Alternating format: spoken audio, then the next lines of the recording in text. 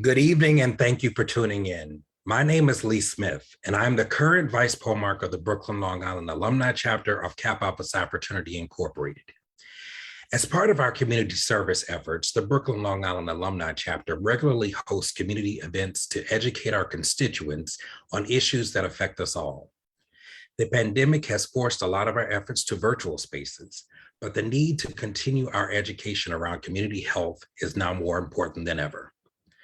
Like Black History Month, for Women's History Month, we wanted to continue including weekly virtual programming that allows us the opportunity to hear from experts from various professions from the comfort and safety of our homes.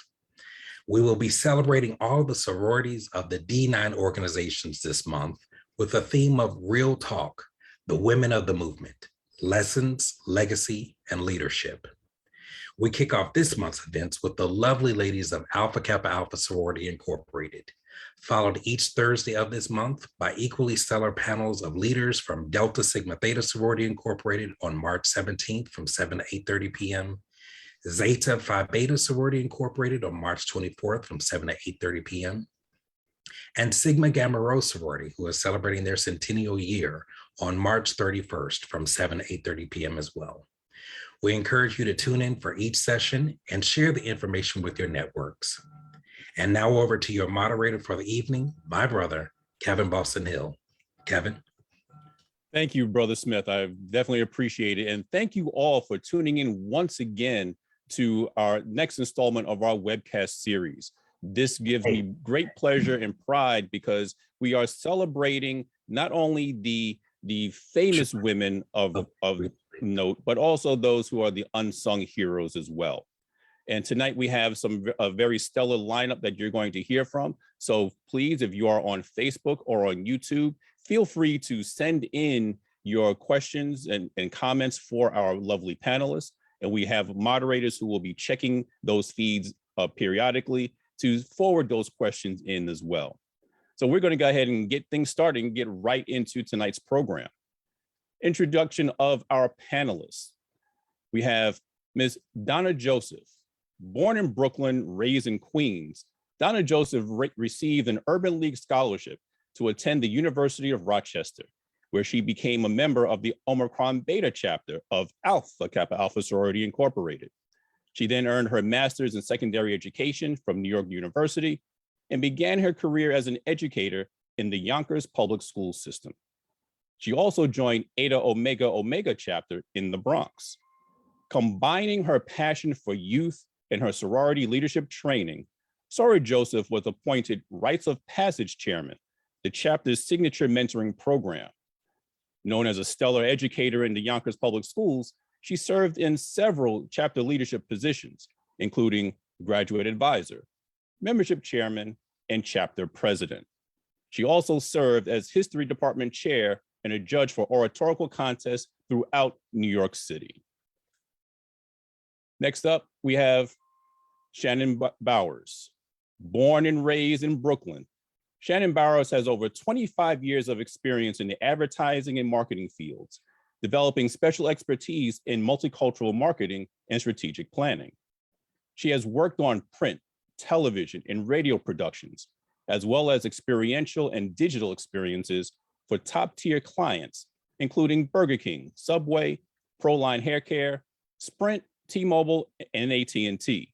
Is that even allowed to work with all three of them? But anyway, just to name a few. In 2017, she took her love of all things skincare and beauty, combined with her knowledge of marketing, and began Brown Girl Bella, LLC, focusing on luxury beauty news and product launches. She's a 26-year life member and silver star of Alpha Kappa Alpha Sorority Incorporated and serves her beloved Brooklyn community through the Delta Rho Omega chapter. Next, we have Bernarda Bialona. Born and raised in Brooklyn, you see a theme here, right? Member of Delta Rho Omega chapter of Alpha Kappa Alpha Sorority Incorporated and proud daughter of Dominican immigrants, Bernarda Bialona is a seasoned trial attorney with 18 years of experience, having honed her formidable skills through the completion of well over 100 trials. She attended the State University of New York at Albany and Boston College Law School. With her courtroom acumen and her firsthand understanding of the criminal justice system, Bernarda has become a familiar face. You probably have seen her on the news in the last few months, providing legal commentary on cases from around the country on various media outlets, including CNN, ABC, NBC, Court TV, Black News Channel, Law and Crime Trial Network, and Univision.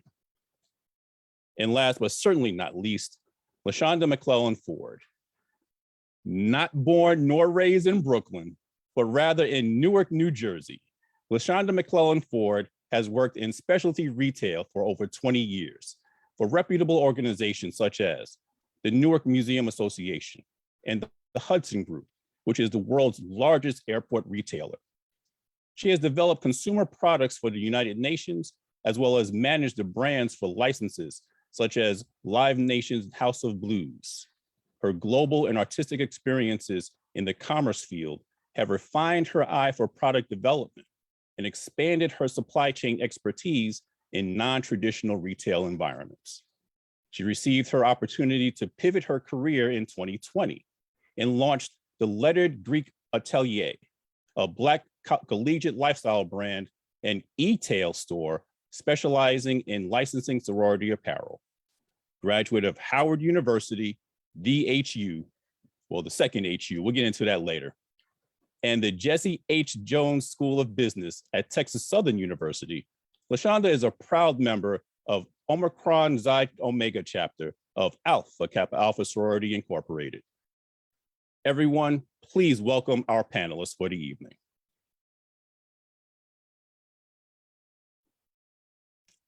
So as I said, we're going to get right into things tonight, and please feel free to expand on your responses. And we're going to, because this is a conversation and we want to have a good time as we do this. So getting right into things, I'm not pulling any punches because you each have such distinguished careers. So what role, if any, did Alpha Kappa Alpha play in helping you to get where you are now? And do you think you would be in the same place if not for your membership? And we can begin with Sora Bowers, just going alphabetically. No worries. So I started off my advertising career at Long Island University, where I went to school. And I have to say, I was initiated in the spring of 1996, and it was in the Alpha Mu chapter, which is the Brooklyn City chapter. So if you would take me back to 1996, I had a class in advertising, and my professor said that I had real aptitude for it. And he asked me, had I ever thought about doing it as a career? Now, you know, as you well know, in college, we don't know what we want to do until we actually get into it. So I said, you know, I don't know what I want to do. And he said, well, you know, you should really think about it. I had one of my former students who went on to start this little advertising agency, and I think he's in like the Soho area. Well, this little guy with like this little agency turned out to be Byron Lewis, who started his advertising agency in 1996. I'm sorry, in 1969. And he took one look at me and my little AKA pin that I had on, because I was a proud neophyte at the time. And he said, you know, you went to LIU? And I said, yes, sir, I'm still there. He said, you're an Alpha Kappa Alpha woman? I said, yes, sir, I am. And he said, well, I'm going to introduce you to one of my account directors. And if she likes you, you got the job.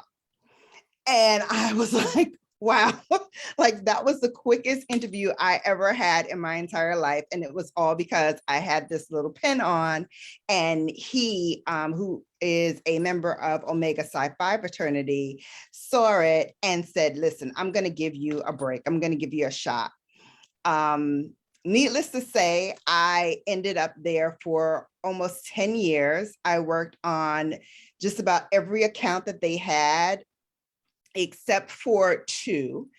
And I, parlayed that into a long-standing career in advertising and marketing. So yeah, because I was a member and because I, took the advice of my professor, I became a marketer for over 20 years. Very excellent, excellent. Sorry, Joseph, same question. I would say I'm from Queens, and my high school was geared towards pre-med. And so I did that. And in college, I was on track with pre-med. My degree was molecular genetics, but then as I became interested in Alpha Kappa Alpha, and then I became a member, I started participating in the mentoring programs in the elementary school and then the high school. And between my junior and my senior year, I ended up changing my major. And then I went to graduate school for education. So I absolutely think I would be in a different career, and I would be in a different avenue if it was not for Alpha Kappa Alpha, because at that time I realized that I could help people outside of a doctor's office. And my passion was working with young people. And so I taught middle school for 10 years, and this is my 14th year teaching high school. Well, great, great. And I know, again, as an educator myself, I know that you love what you do. You have to stay in it, right? Never a dull moment, exactly. Sora Mcclellan Ford, same question.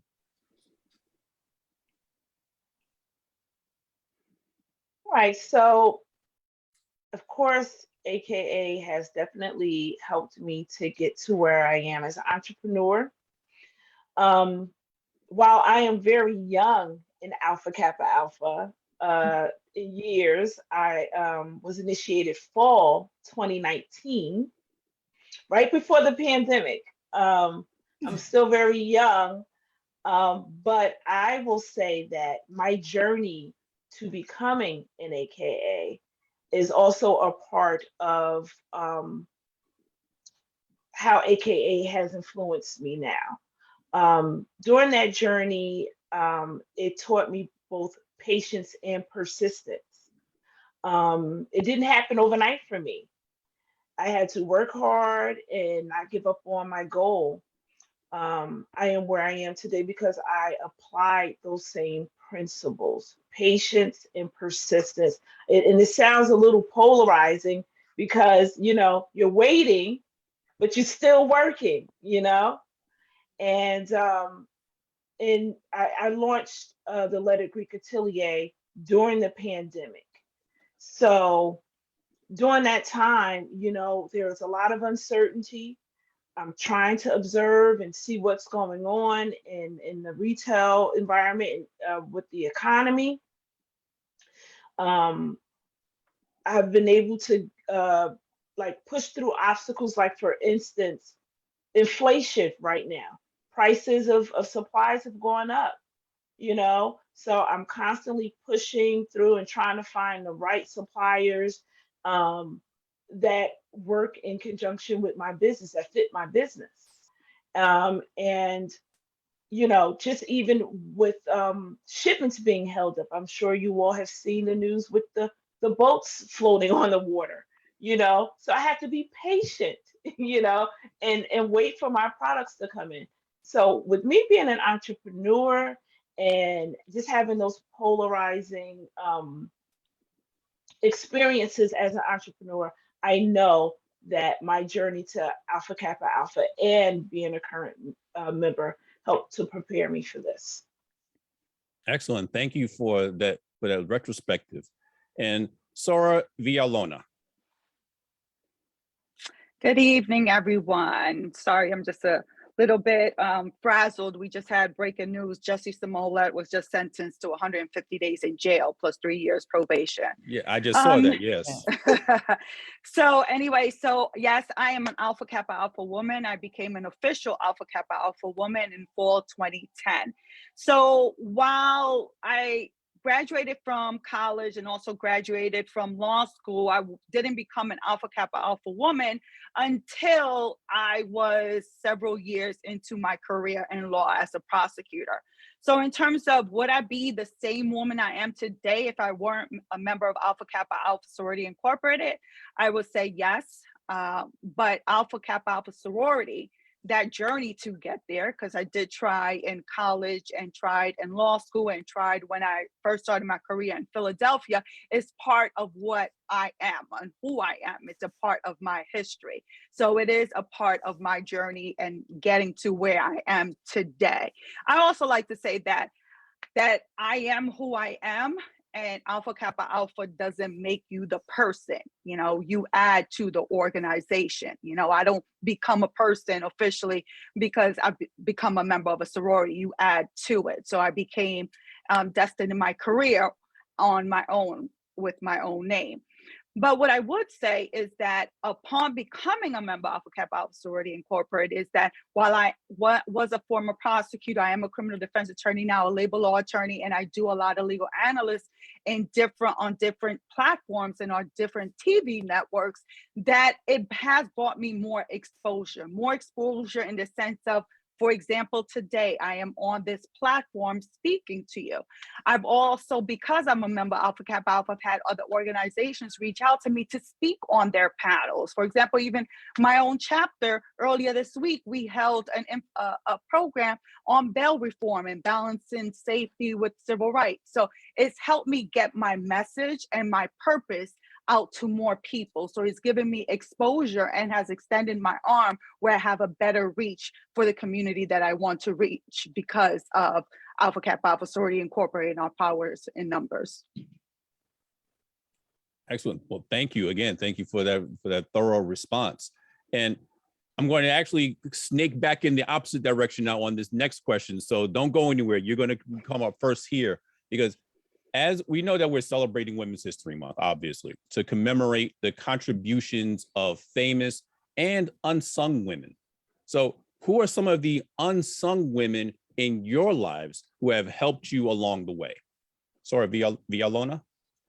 Well, for me, it's been my mother, because my mother raised me, and to see the strength that she has had. She's been a strong woman for as long as I've known her, what can actually have a recollection of memories, because watching her strength and being able to raise 5 kids after her husband, my father, died unexpectedly, leaving us young, and continuing to strive for us and continuing to provide for us on her own in a country where she doesn't know English, and a country that she's not from. That has been my biggest strength, and that has been my purpose in continuing each and every day, is to see her strength in carrying on. Thank you. Thank you. Sora Mcclellan?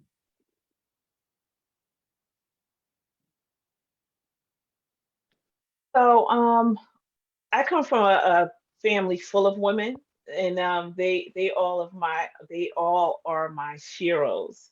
But 2 of my aunts in particular, I would say are have a huge influence on me. Both of them I recently lost during COVID. They both passed within 6 months of each other of cancer.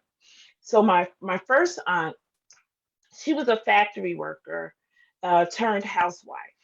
She's from the South. Both all my aunts from segregated South, but they migrated up to New Jersey. She was a factory worker turned housewife, and she was the aunt that always seemed to have money. Like, I don't know, she just always seemed to have money. And over the years, I watched her take care of so many people, including me. She always seemed to know how to take care of business, and I really admired that about her. Then my second aunt, she was a domestic worker. She cleaned houses. And when I was young, she would bring home these bags of clothing, donations from the rich folks' houses that she cleaned. So she would have Liz Claiborne and Ralph Lauren and Esprit, all the hot designers from the 80s and 90s.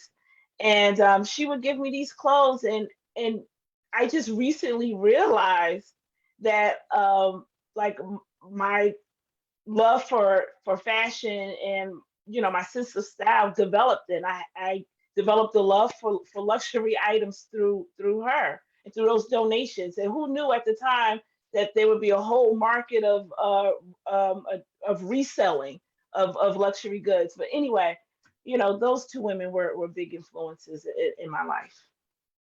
Yeah, thank you for that. Donna Joseph, you're next. I would say my maternal grandmother.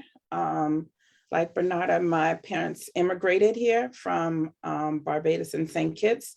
And so my grandmother came here at at a young age, and she was able to, both of my grandparents were able to thrive, buy a two-family house in Brooklyn. And so as I got, throughout my childhood, I saw them my grandmother always had somebody else's kids in the house.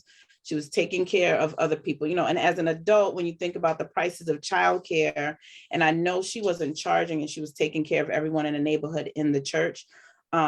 We never had to want for anything. There was always like food on the table, and just a wise woman. There, like now in my 40s, there are things that I say that my grandmother and my grandfather used to say, and I say, oh, now I got it. And I think she absolutely was an unsung hero, because it's not like she had a quote unquote 9-to-5, not like she had Social Security, but she definitely was rich in wisdom, and had 4 children and a plethora of grandchildren that were able to have degrees, buy property, and just totally fulfill the American dream. So I definitely would say an unsung hero is my maternal grandmother.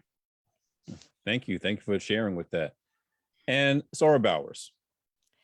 Yes, like Donna, I would have to say the person who is responsible for me being the woman that I am and the mother that I am is my maternal grandmother. She raised me from a young child. I am her only grandchild, so yes, I was spoiled. She was the one who, when I worked late at my job, she would stay up and make sure that I had a hot meal, that I got proper rest on the weekend, that my clothes were pressed and ready for work in the morning, because she got her clothes up and pressed for work every single morning.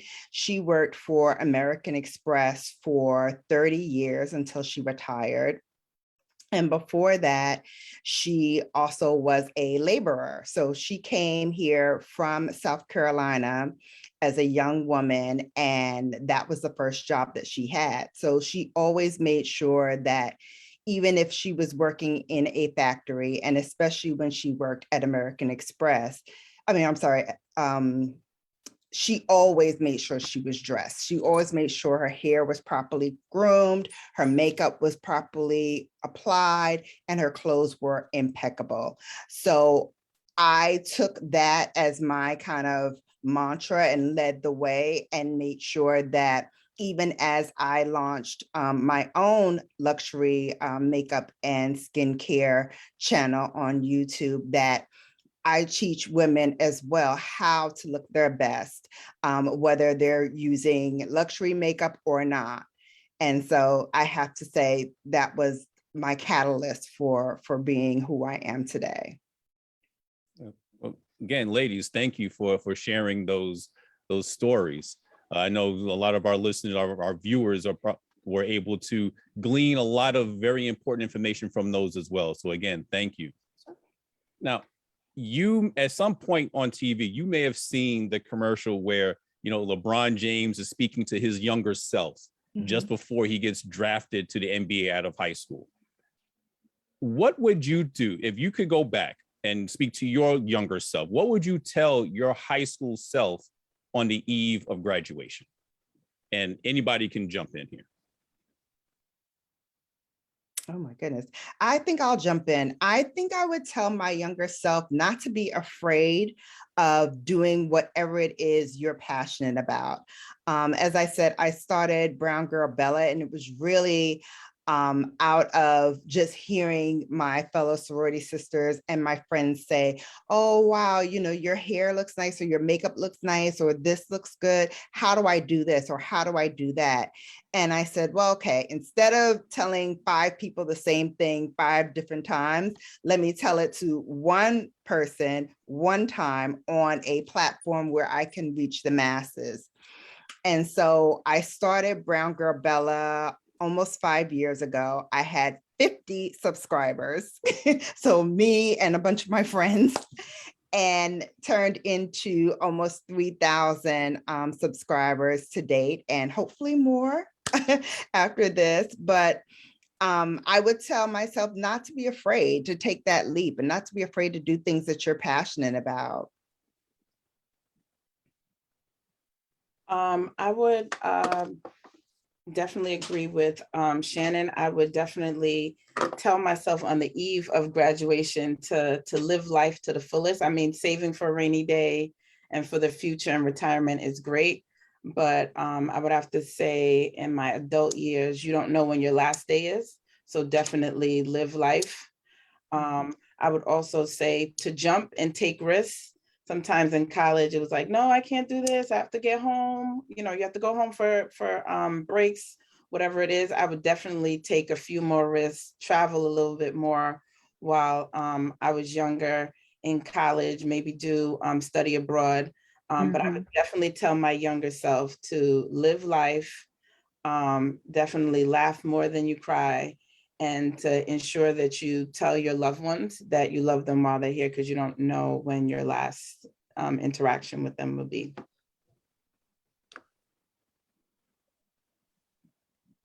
Okay, I'll take this one.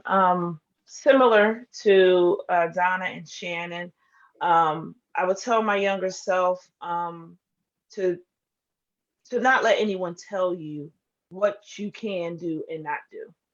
You know, I realize how people project their fears and insecurities onto young people, you know, and it's debilitating. You know, I would have done a whole lot more if I didn't have someone in my ear going, well, I don't know, you know, do what feels right for you. And that doesn't mean you don't ignore wisdom, you know, that you should ignore wisdom, but don't miss out on life experiences because you're listening to fear mongering.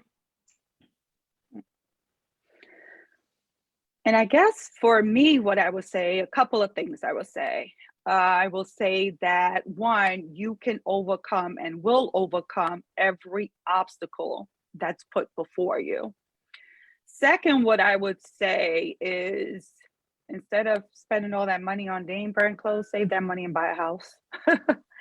And third, what I would say, something probably no one's expecting, but freeze your eggs.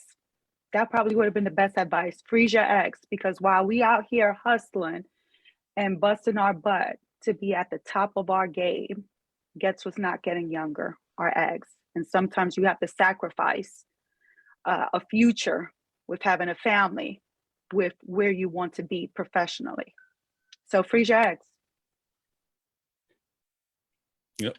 Pearls of wisdom from all of you. And you notice I used the pearls there for us. So, you know, see what I did there. But all of you, I mean, those, and that was really profound advice there on that last one, because you're right.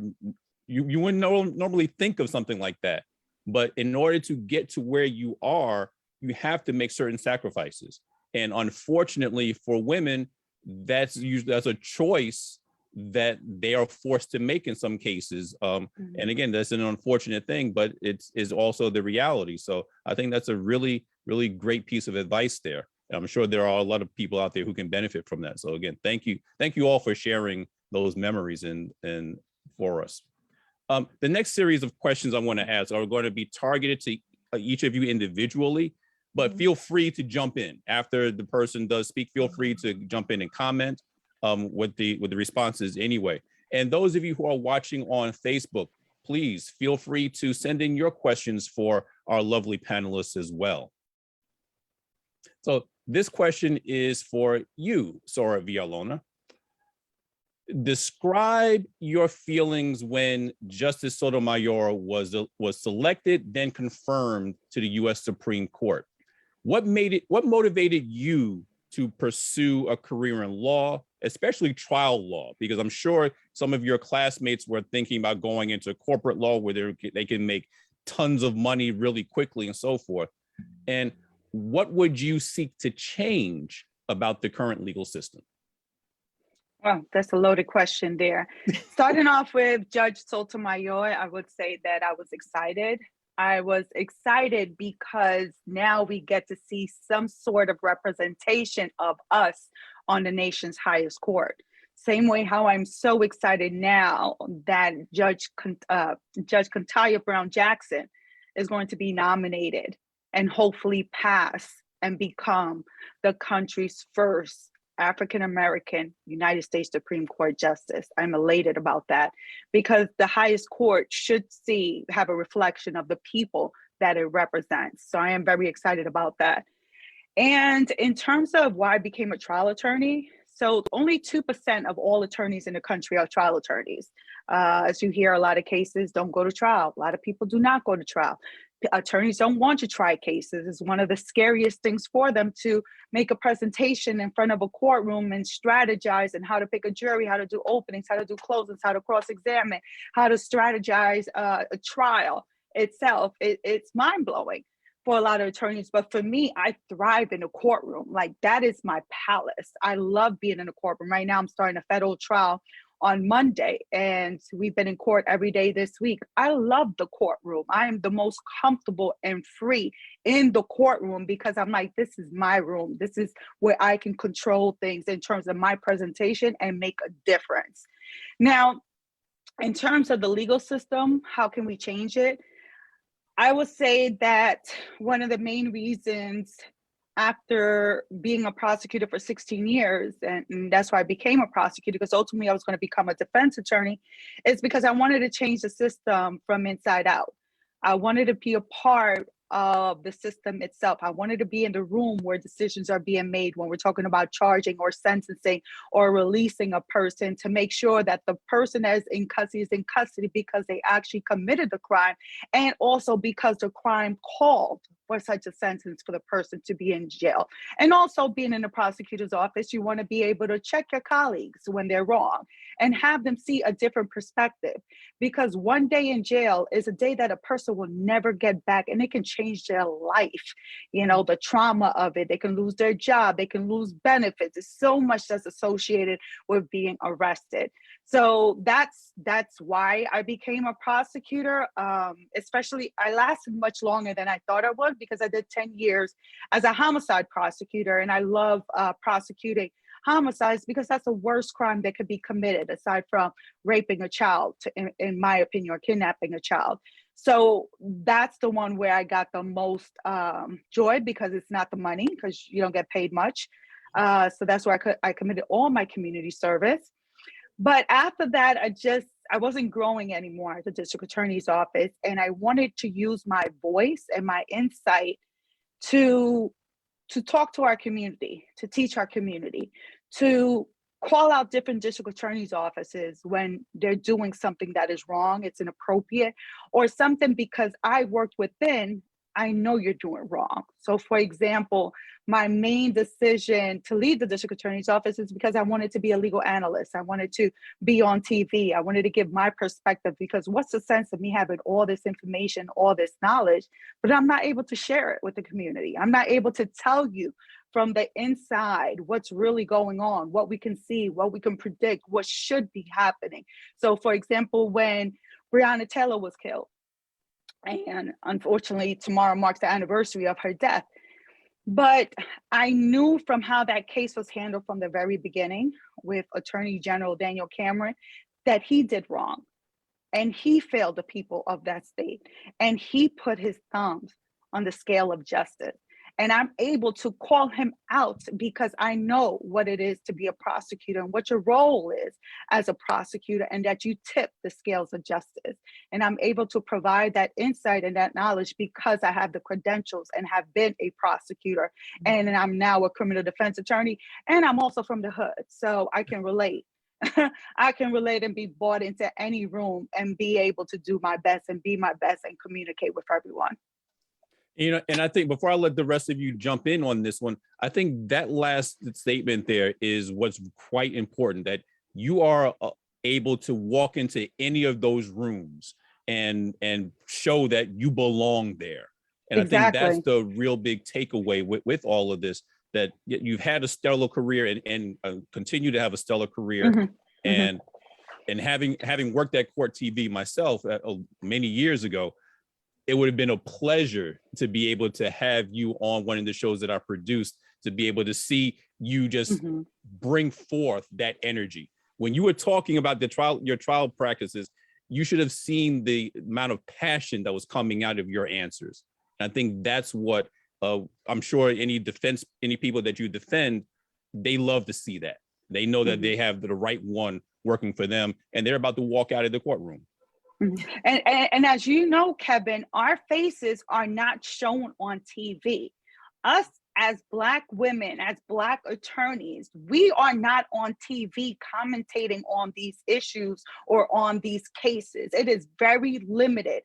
It's very rare that you see one of us doing breaking news, or when a verdict comes out, or when there's an issue that comes out, when there's a police killing that happens. You don't see us. So when you do see us, you just know that we jumped a lot of hurdles.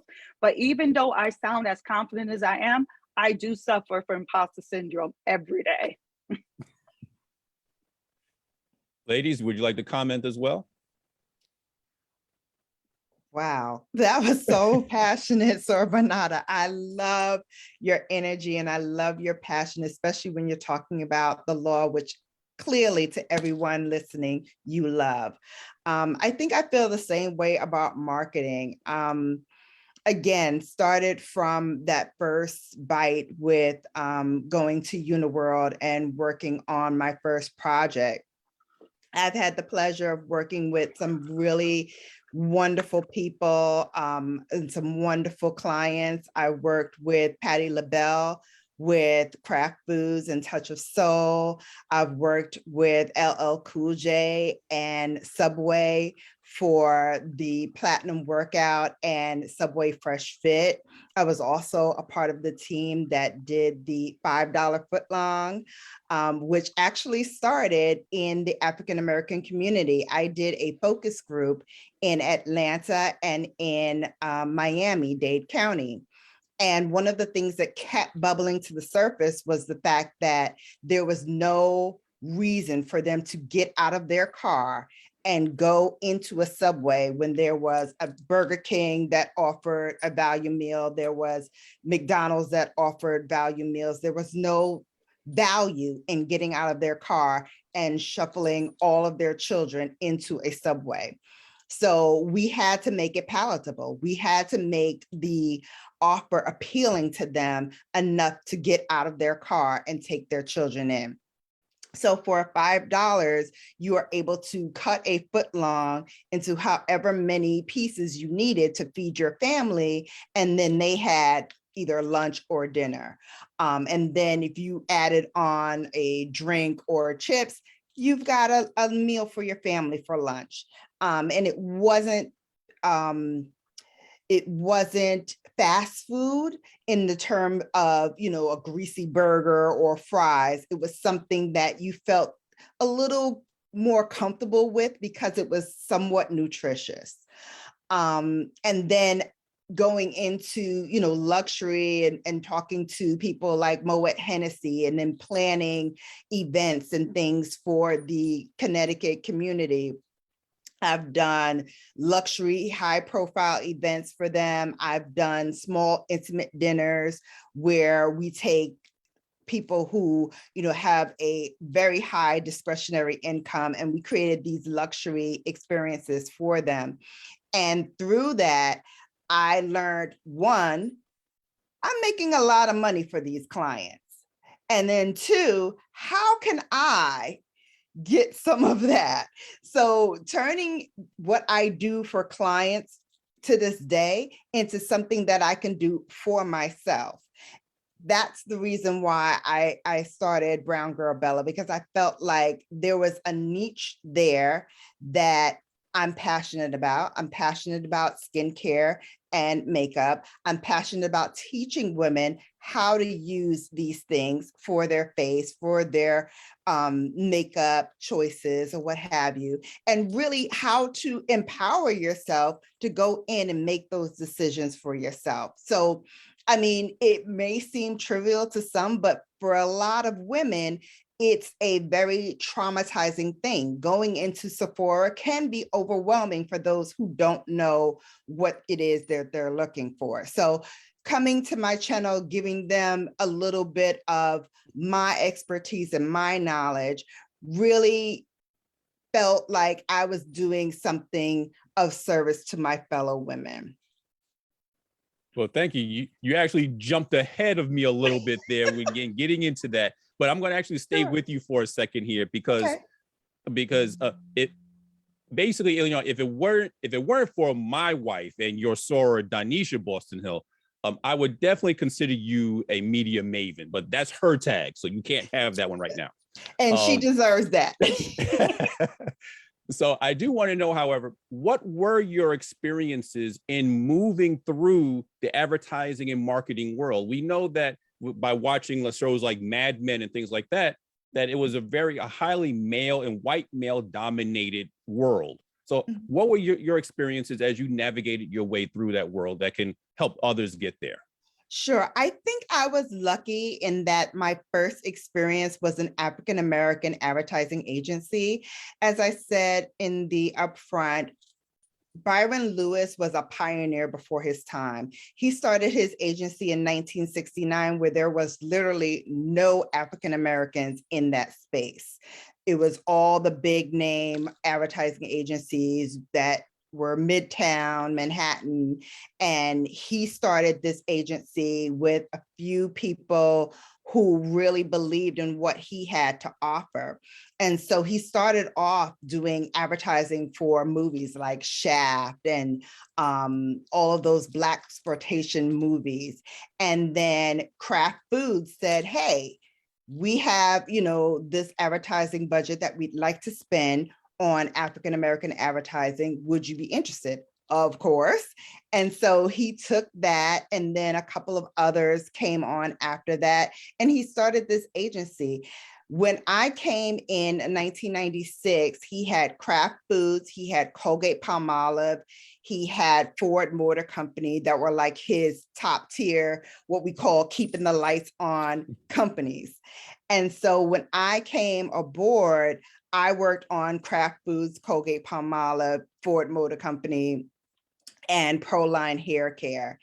And what I found to be profound is that he hired people not only that looked like us, but also people who wanted that experience. If you wanted to come in and say, hey, this is a company I want to work for, he was willing to give you that opportunity. And I love that about him, because not a lot of companies would do that. I then left there and went over to the client side. It was like a dream come true.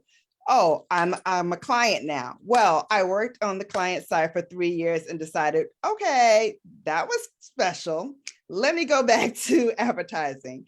And so I think one of the things that really helped me foster the move between agency side to client side and then back to agency side was the fact that I am a student of marketing and advertising. I watch every single commercial I can with the eye of, what would I have done differently if I had that client? What would I do differently to market to this niche? And then, you know, do that in my own businesses. So right now I work for an agency and we do a lot of work in the entertainment space. And one of our biggest clients is Nickelodeon. So I'm working on kids advertising now, which I've never done in my career. Fun, fun, fun. But what I discovered is when you are marketing to kids, first of all, you have to have a whole different mindset because you cannot market directly to children. So marketing to parents with children is interesting in this respect that I am, a mom. My children are much older. I don't have children anymore. But I had the pleasure of being in a room where mothers are telling me, listen, I like the work that you guys are doing. I like the direction that you guys are moving in. This is what I want to see these are the programs that I want to see when I sit down with my children. These are very educational programs. These are programs that teach kids to think differently and act differently. And that's what I love about what I do right now. So I wouldn't consider myself a media maven, but I am a marketer and I am a marketing maven. So I'll take that title. And Sora Bialona, I actually want to come back to you really quickly because it was something that Sora Bowers said that I want to hear your take on as well. And that's, how do you keep the profession fresh for you? Because again, you've been doing this for so long and you've gotten to such a high level. How do you keep things fresh? So for me, just like I love what Shannon said, and you can tell that's what she's passionate about, the way that she looks at different commercials and then she strategizes and analyzes it. What could I have done differently or better? That's the same thing I do in my craft. I'm always watching court TV. I'm always watching trials from all around the country, because I'm also strategizing what I would have done differently. How that person, did they put on a strong case? They put on a weak case? Did they lose the jury? How they lose the jury? And also make predictions. I can tell from the very beginning, I'm like, oh, that's going to be an acquittal. Oh, that's going to be a conviction. I mean, just this last case with former officer Brett Hankinson and the botch raid at Breonna Taylor's apartment. As soon as I watched the opening, I was like, this is going to be an acquittal. I just saw it coming. So I keep it fresh by always being ready and being in the know. So what I tell people is that, look, I stay ready so I don't have to get ready. Because especially when it comes to things in the news and breaking stories, I already look forward and know what's going to happen. So for example, today was Jussie Smollett's sentencing. I had that in my calendar already for months from when the sentencing date was scheduled for. So I know when certain things are happening so I can plan out my day and also look into what else is brewing in the different countries. Because the one thing about talking about cases is not just cases in New York. The majority of the cases are for cases all around the country, which puts things in a different perspective because it's different laws from here in New York. So keeping it fresh means always watching other people do trials, always reading the law, reading articles. That's pretty much it. Keep it fresh by doing it. Stay ready so you don't have to get ready. Absolutely. Great. I think that's a bumper sticker right there. Stay ready so you don't have to get ready. Put it on t-shirt, slap it on a t-shirt. And sorry, Joseph, I'm going to come to you for a second, because with that same mindset, we know that as educators, we often use the term lifelong learners, right? So that's kind of along the same lines as staying ready and keeping things fresh. But what I want to get to, and I want you to talk about that for a moment as well, but before you get there, I know it's truly impressive that you were bestowed with the Wilma Holmes Tootle Educational Enhancement Award. And as someone who personally knows Sora Tootle, I'm sure all of you know who she is. She's like the godmother of AKA in this area. I believe that teaching is like the ministry, right? It's a calling. So when did you know that you were finally in the right place? And what do you think that you would do to kind of change the education system as is currently fashioned? First, I would like to agree with you that Wilma Tootle is like an education goddess in this area, absolutely. And I did have an opportunity to work in Uniondale School District with her for 2 years when she was assistant superintendent. And so I would say that it's definitely a calling. At this time, this is my 24th year teaching. 21 years have been in the Yonkers Public Schools, which is still a segregated school district. And it is just 10 minutes north of the Bronx. And so going to work, we focus on the students, but a lot of times things that may disrupt the day may be dealing with the staff.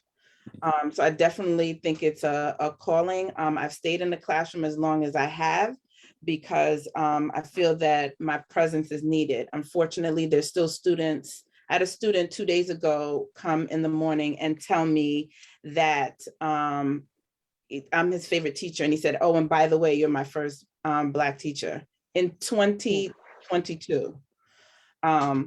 And so when we talk about segregated school district, it's not just the classrooms, it's the faculty, it's the staff. And over the years, there have been some things that I try to look at the glass half full and not half empty. And so I've stayed in the classroom as long as I have because I think I'm still extremely influential. I could have become an administrator, but there are students who, in terms of moving forward with making a change, I think that there should be more student advocates in schools.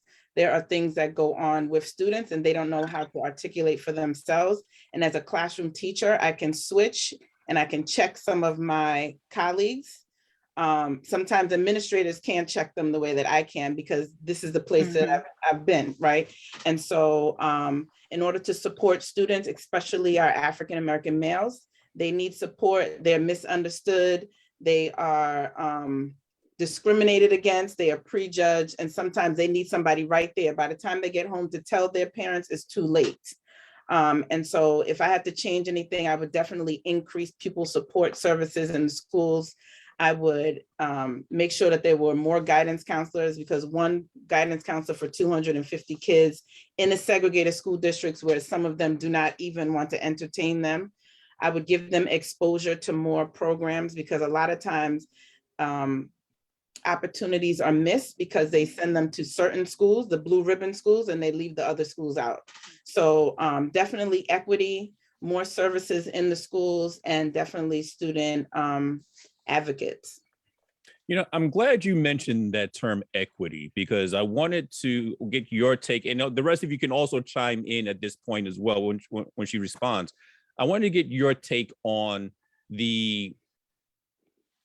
I'm trying to be politically correct here, I guess the lack of equity when we talk about education and access in education in our communities. So what has been your experience with that? Well, first, pre-COVID, it was about textbooks. And I had an opportunity, most of my career has been for Yonkers Public Schools.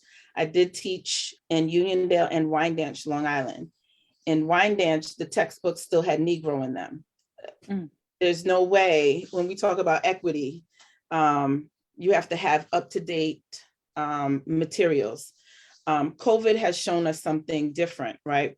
We immediately shut down schools.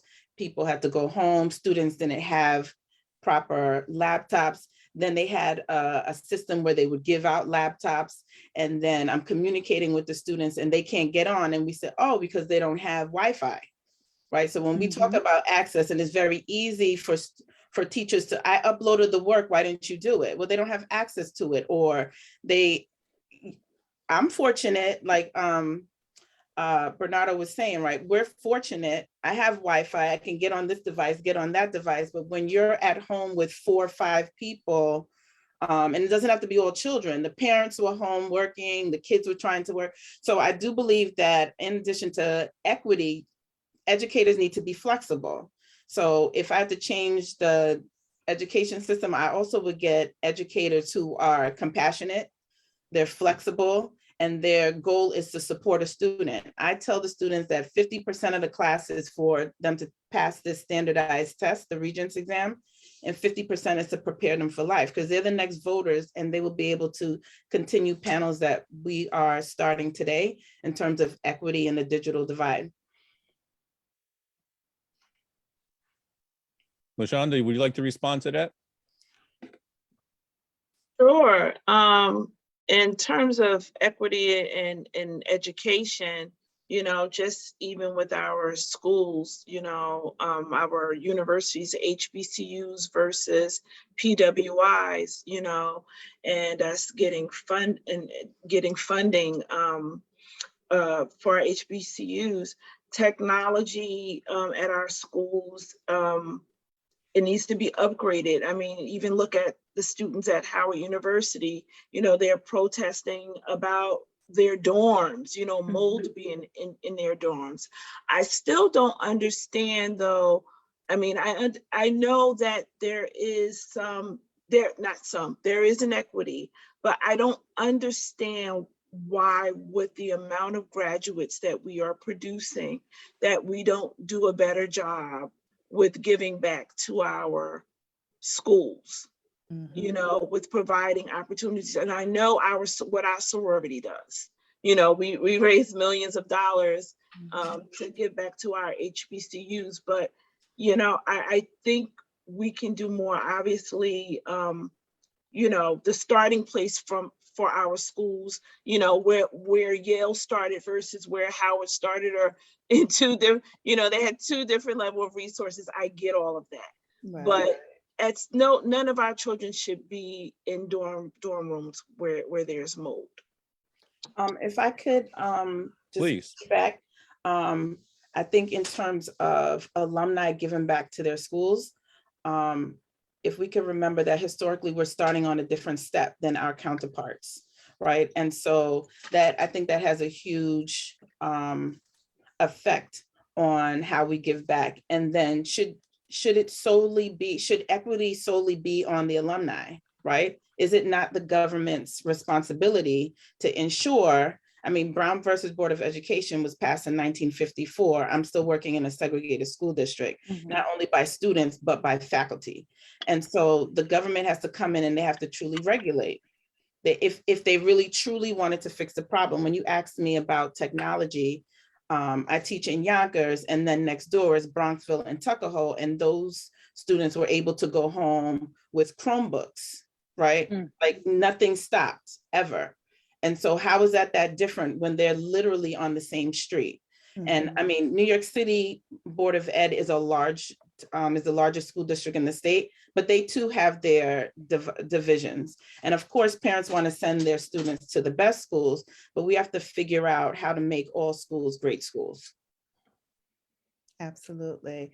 I want to say right now I live in Connecticut, and it's one of the richest states here. And there's still a disparity in the quality of education, the quality of food. I used to be a member of a chapter in Connecticut, and we did a food bank and worked with the Fairfield County Food Bank here in Connecticut. And I will tell you, they operated not only in Fairfield County, which is one of the most affluent counties here, but also in Bridgeport, in New Haven, giving children who don't have enough to eat, making sure that they went home with backpacks filled with food for the weekend. So then now we're in a pandemic mode. Where do these children go for this food? You know, where can they get this? And so I worked with the food bank to then send packages of food to people's homes so that they didn't do without while they are home and studying at home. And I struggle with that, because even when my son went off to Morehouse, again, you know, HBCU, very affluent school, the food that they were serving these children at Morehouse was deplorable. My son used to take pictures and say, I don't even know what this is, Mom. Like, what do I eat? This is not anything that I've ever had at home. I don't even know what this is. So when we talk about, you know, the education and the textbooks, and also, you know, having electronics to do it, basic necessities like food are still lacking in some of these areas. So we have to do better. We really have to do better for our students and for our children than what's going on right now. And we have to be advocates, whether we have children or not, and say that this cannot happen, not in 2022. We should not have to have people who don't have the basic necessities that they need. Now, I know that there are a lot of comments flying back and forth on Facebook, but I need you all making those comments to send us some questions as well. I'm sure these ladies will love to hear from you and for you to pick their brains on whatever it is that you are thinking about right now. So turn some of those comments into questions that we can ask these lovely ladies as well.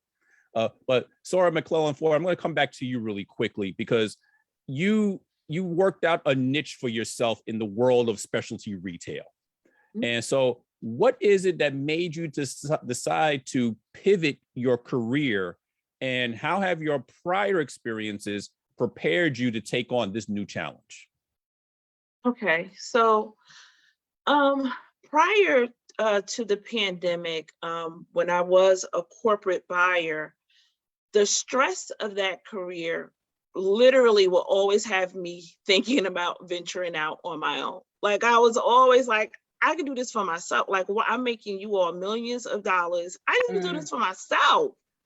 So that has always been in the back of my head, like always.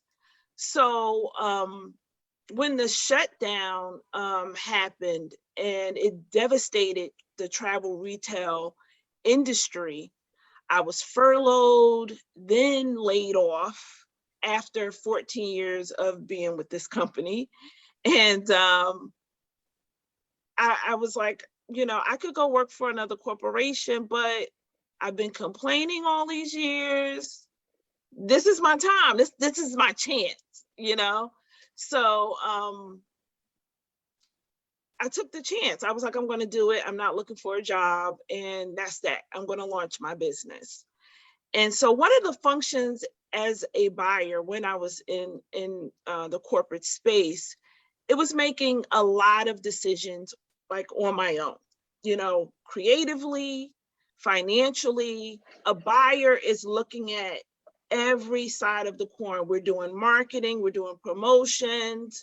And in my case, because I was buying for airport stores across the country, what a woman would wear in Minnesota is completely different from what women are wearing flying out of Newark Airport.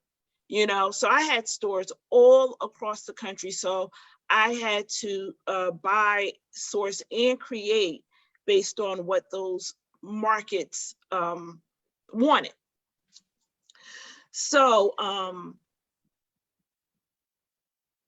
basically, I was running a bunch of little small businesses across the country. So that helped to prepare me when this pandemic hit. Like when the shutdown happened, I was like, I'm going to sit down, I'm going to hash out what I need to do. And, you know, just to backtrack a little bit, I own now a Greek paraphernalia company. So when I was a part of other organizations and I would go to conferences, I would see, you know, women in their paraphernalia. This was before I became a member of Alpha Kappa Alpha Sorority Incorporated, but I would see members in these shirts and jackets, just all types of apparel. And I was just like, I could do that with my eyes closed. I do this every day for the company that I worked for. So once I became a member of Alpha Kappa Alpha Sorority Incorporated, and then this happened, it was just like easy. It was an easy transition for me. It was a no-brainer, I should say. It wasn't easy, it was a no-brainer for me. That on top of, you know, designing for the United Nations, that is a very specific organization. So the product has to reflect the cultures, values, and nations. You know, it's very specific. There's a level of sensitivity that you have to take. And I take that same approach when the sorority gives me the license to produce paraphernalia, so, all of that, all of those experiences, running small businesses for the company, designing products for organizations like the United Nations, all of that prepared me for what I'm doing right now with the Letter Greek Atelier. Thank you for that. Thank you for that. And it seems, I think all of you have your hands in some kind of individual business as well, on whether it's part of what you do as your profession or something a little bit separate. But so I want to get into this whole idea, this whole notion of small businesses and entrepreneurship, because we know that a lot of the the new small businesses that are coming up are actually started by women of color. And so with all of these small businesses coming and people going into entrepreneurship, some people may actually say, well, why do I even need to go to college? I can carve out a nice career for myself doing this other thing. So should we be discussing college and entrepreneurship as separate entities, or some kind of way as they kind of work together? And any of you can start with that. Yeah, I'll take that, because for me, it's all in the same pot. I believe in having multiple streams of income. So yes, you can have your 9 to 5, but you can also start your own business and run your own business as well. If you put all of your eggs in one basket, as the Sora just said, you'll find yourself, beholden to that one job, that one industry, that one employer, and you're an at-will employee. So anytime they feel that they, don't need you anymore, you're gone, you're out of there. So always have something to fall back on. My grandmother always said, you need a plan A, B, and C. You need to be ready for any circumstance. So don't rely on just one avenue. Always open yourself up to multiple things, and you never know what you are capable of until you do it. So try, and then try again. Keep doing it until you feel that you're in a place where, okay, this is where I need to be. Because if one doesn't work and succeed, hey, you go to plan B or C. If that doesn't work, you go over to D and E. Always keep your skills sharp and your mind focused on the task. And the task is have multiple streams of income.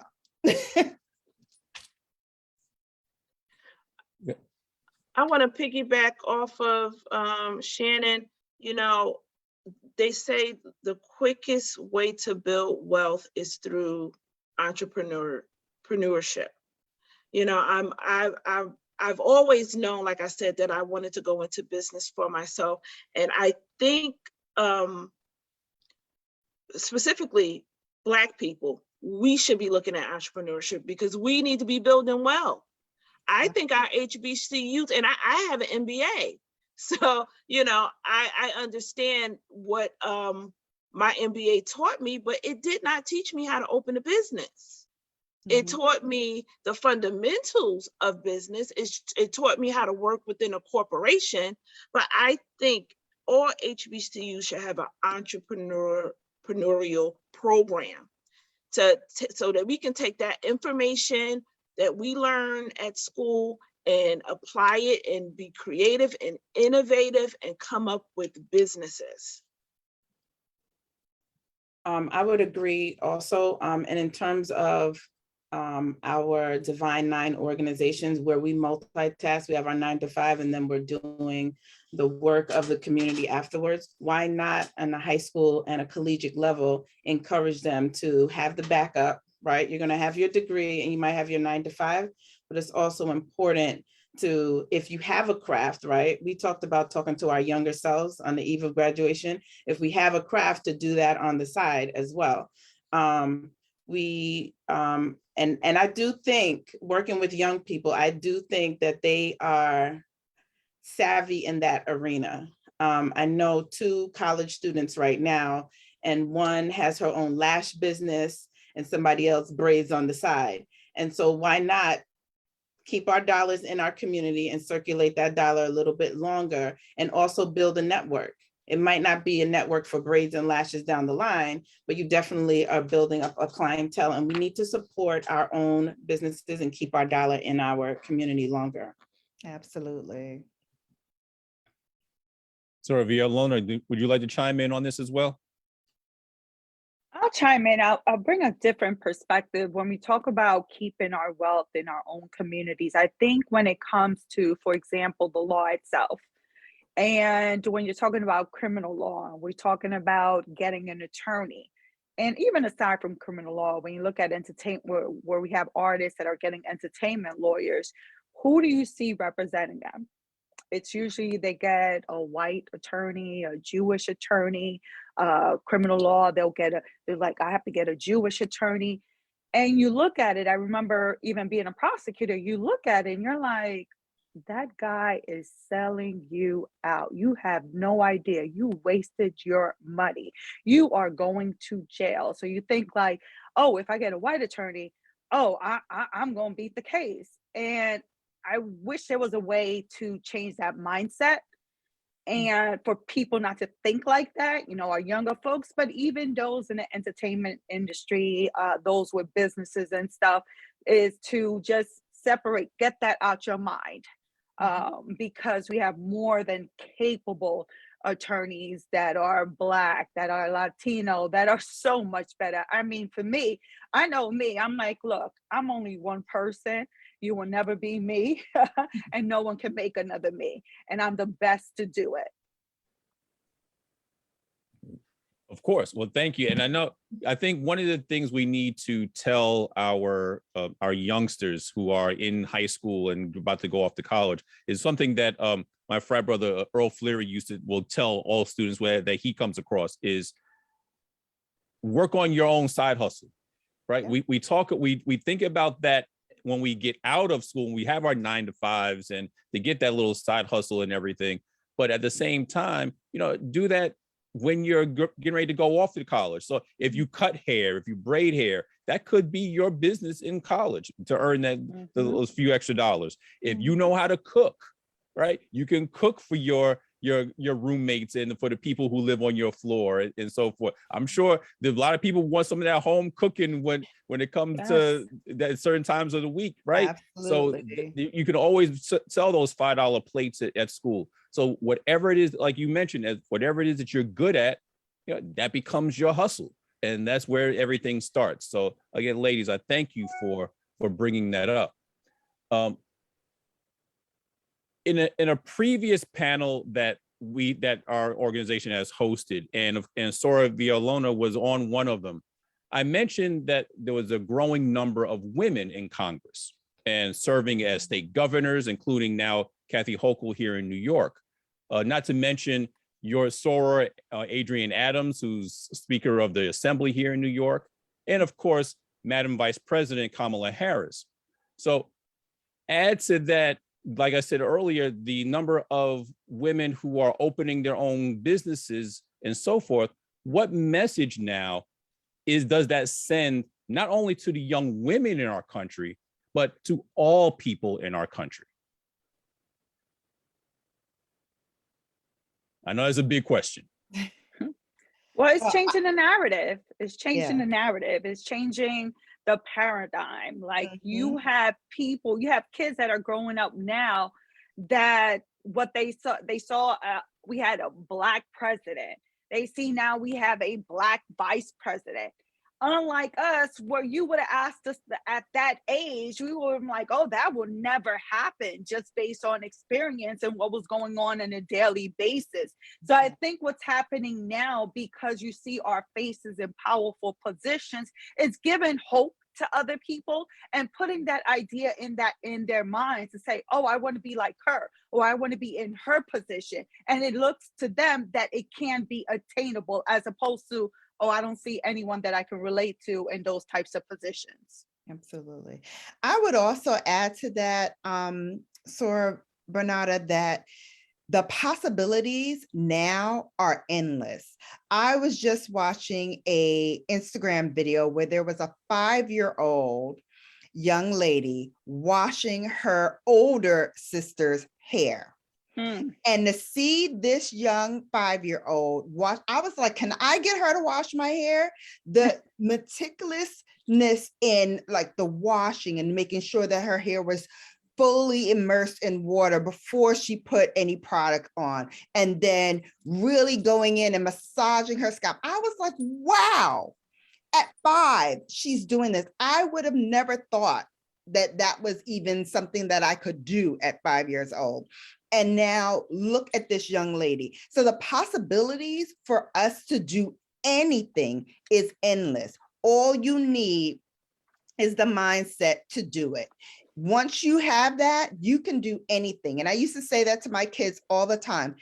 You know, they were, oh, I can't do that. You can do anything. You can do anything. Put your mind to it. You can do it all. So I think that was one of the things that this year and this whole decade has taught us, is that anything is possible. You only have to have the heart to do it, and it's yours.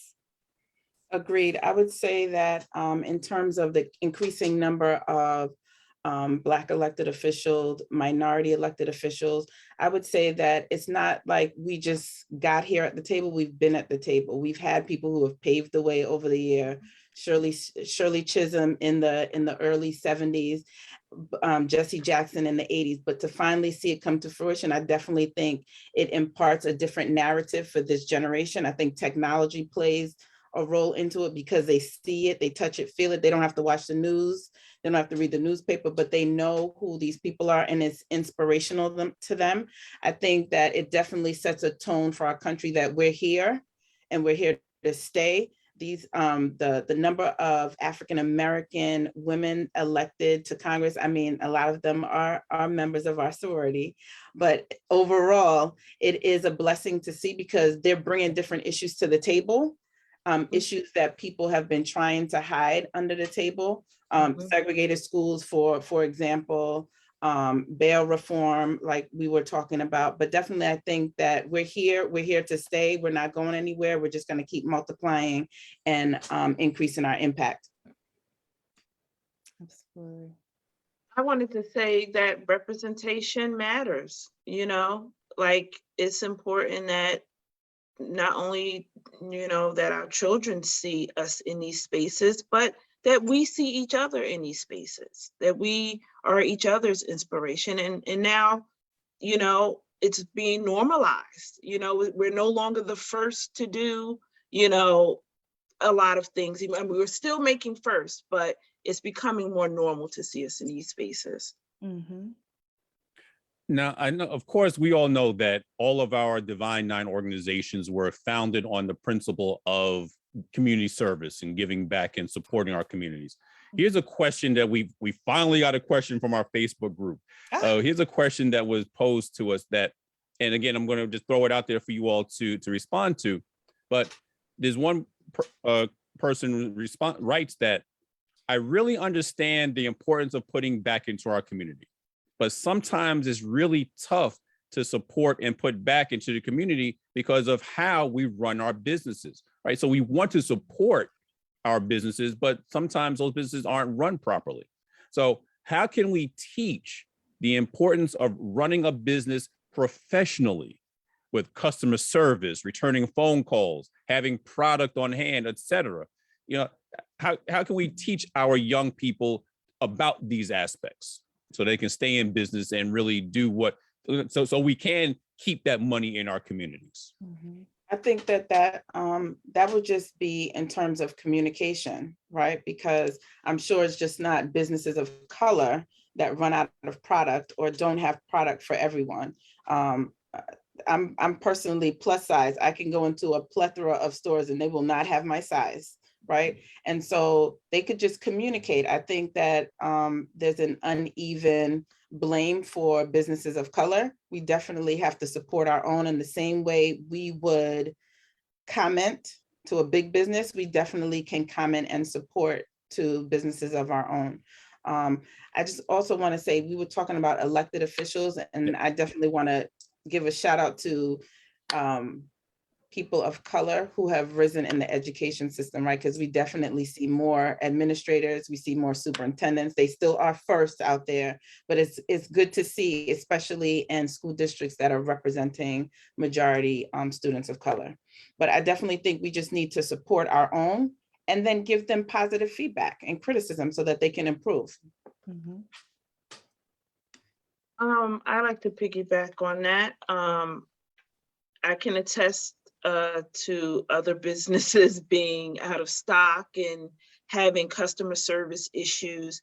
I think because we have more of an emotional attachment to our own, we're a little bit more critical.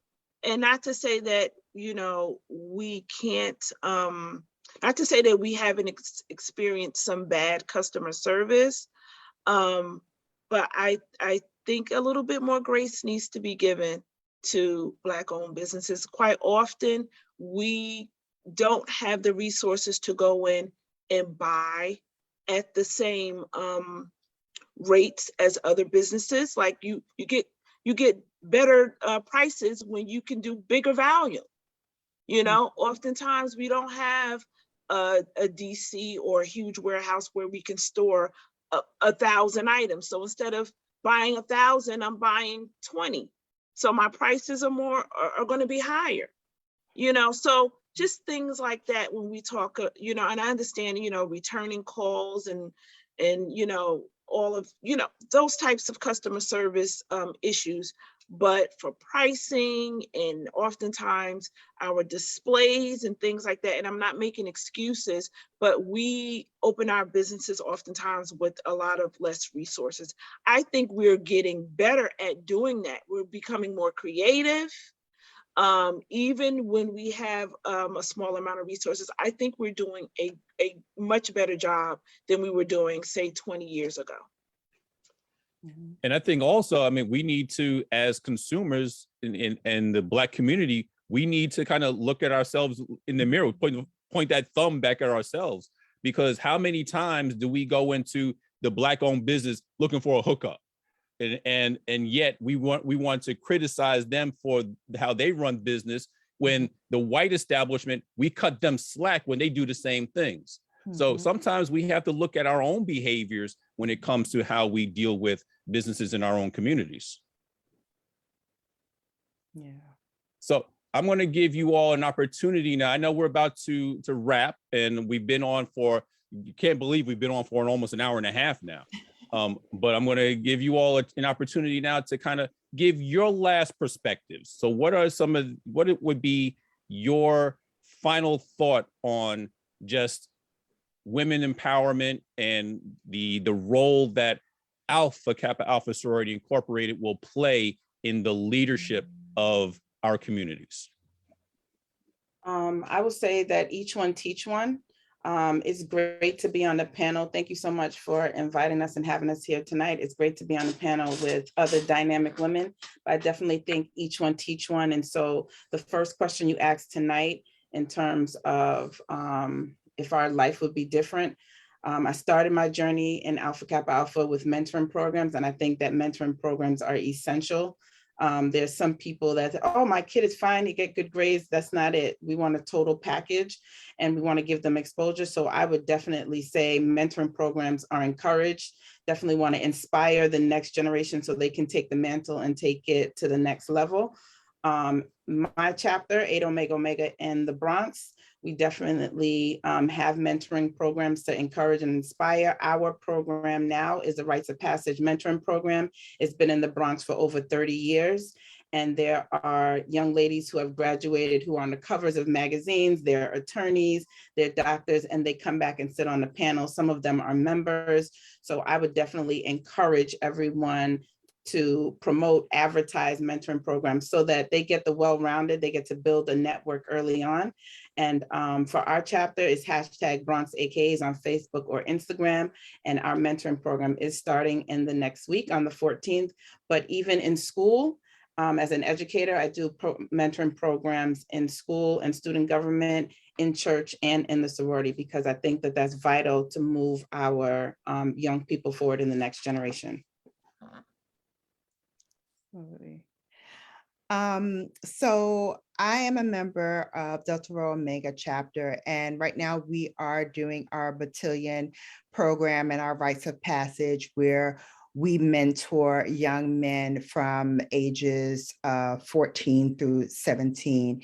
And I would say my son also went through that program, and it gave him a sense of not only achievement, but also to mentor with a member of Alpha Phi Alpha at the time, who is still his mentor to this day. And he's, you know, a grown man with a child of his own. He found that partner that can walk him through life. So this man has been with him since he was 14 years old. He saw him through college, through high school, through college, and now into his adult life. And so you don't get many chances and opportunities to do that. And so that's one of the things that I love about being a member of this sorority and being a member of my chapter, is that we have put in place these programs, not only for young men, but for young women as well, to foster education, but also that mentorship and that bond that you can then take on to your life wherever it carries you. So I want to also thank you guys for having me on. You know, I made a joke when Earl, my spring 96 compadre, says, you know, I say less.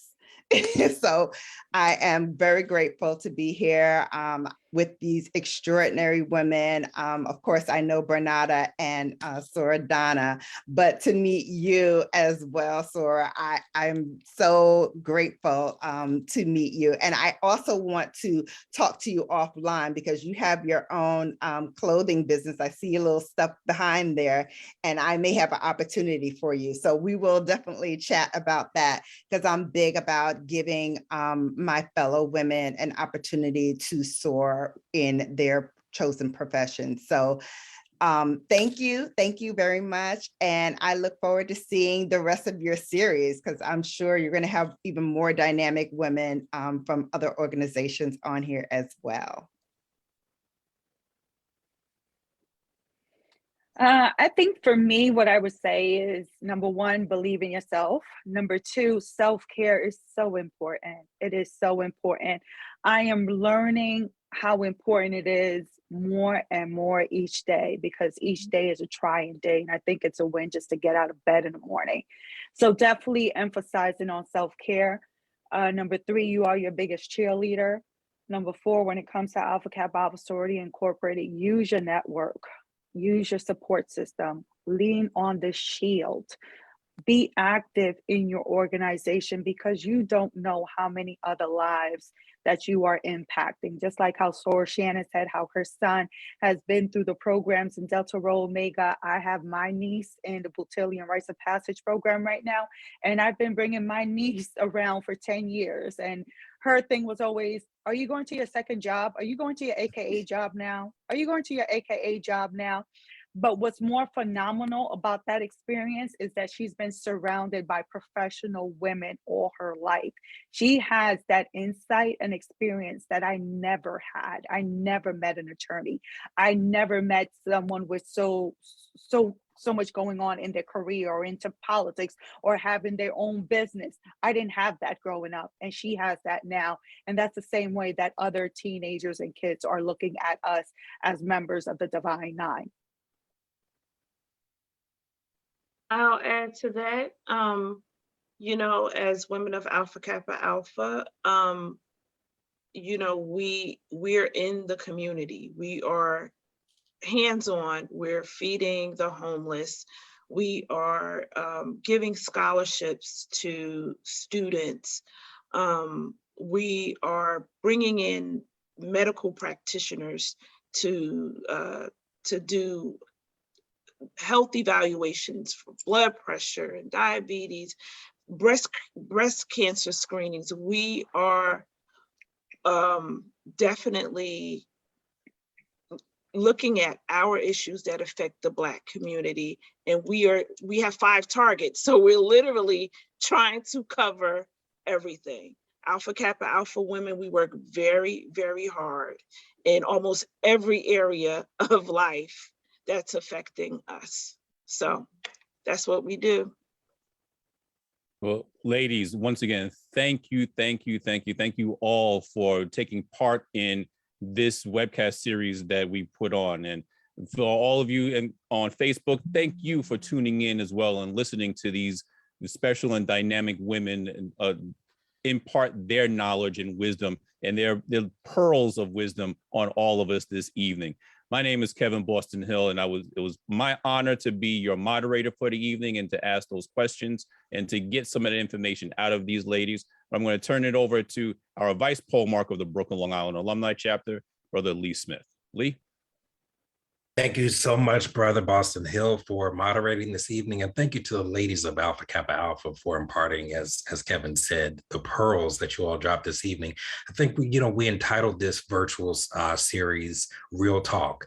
And aside from being a member of a Divine Nine organization, I think that being able to hear from you all as dynamic ladies in the community and representing the professions that you represent in such a real and tangible way, I think that it impacted our listening audience in such a way that they can definitely take those gems, those pearls, as you all were dropping, in ways that will really impact their lives in a great way. So thank you again for joining us. Be sure to stay tuned into the space hosted by Brooklyn Long Island Alumni as we celebrate Women's History Month all this month. Next up, we have Delta Sigma Theta coming up next Thursday from 7 to 8:30 p.m.